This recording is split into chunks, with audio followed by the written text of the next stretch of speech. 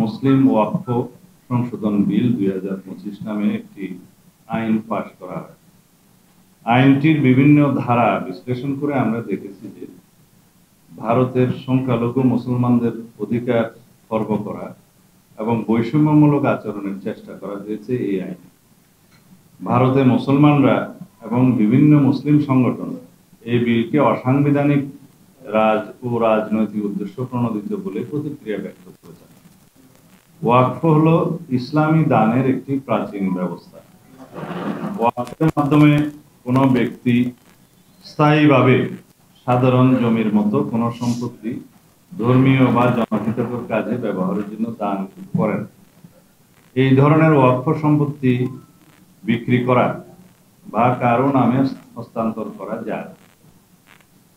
ভারতের জনসংখ্যার 14%, অর্থাৎ প্রায় 20 কোটি মুসলমানদের ধর্মীয় ঐতিহ্য, অধিকার, সংস্কৃতি ও স্বার্থ বিরোধী এই আইনকে অপব্যবহারের যথেষ্ট সুযোগ রয়েছে, যা ইসলামী ধর্মীয় প্রতিষ্ঠানসমূহের পরিচালনার ক্ষেত্রে ব্যাপক বিপর্যয়কর পরিস্থিতি সৃষ্টি করতে পারে।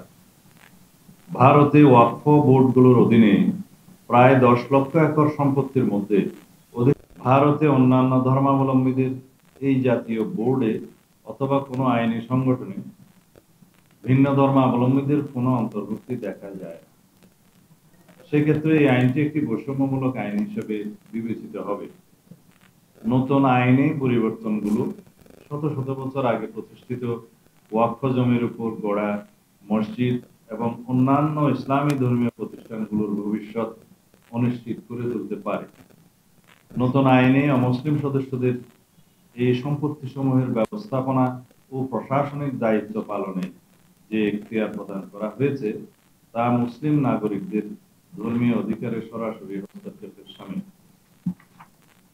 প্রিয় সাংবাদিক ভাই ও বোনেরা, অল ইন্ডিয়া মুসলিম পার্সোনাল ল বোর্ডের মতো সংগঠনগুলোর মধ্যে এই আইন ইসলামী ওয়াকফ ব্যবস্থার মূল চেতনার পরিপন্থী।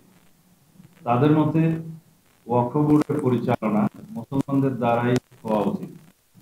তারা একে মুসলিম নাগরিকদের ধর্মীয় অধিকারে সরাসরি হস্তক্ষেপের শামিল বলে অভিমত দিয়েছেন। ভারত একটি বৃহৎ গণতান্ত্রিক রাষ্ট্রে সকল ধর্মাবলম্বী নাগরিকদের ধর্মীয় অধিকার রক্ষায় রাষ্ট্রের অভিভাবকত্বের ভূমিকাকে সমুন্নত রেখে উক্ত আইনটি ভারত সরকার পুনর্বিবেচনা করবে, আমরা এই আশাবাদ ব্যক্ত করছি। আঞ্চলিক সাম্প্রদায়িক সম্প্রীতি বজায় রাখতে এই পদক্ষেপ একটি ঐতিহাসিক ভূমিকা পালন করবে বলে আমরা মনে করি। আপনাদের সকলকে ধন্যবাদ।